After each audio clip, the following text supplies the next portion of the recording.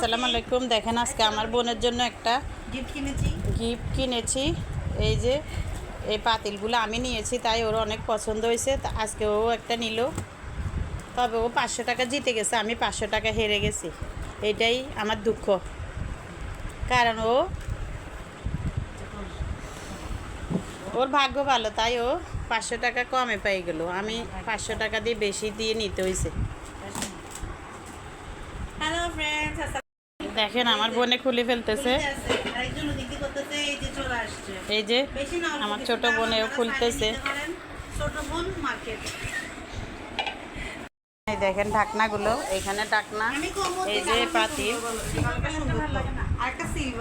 কালারগুলো অনেক সুন্দর।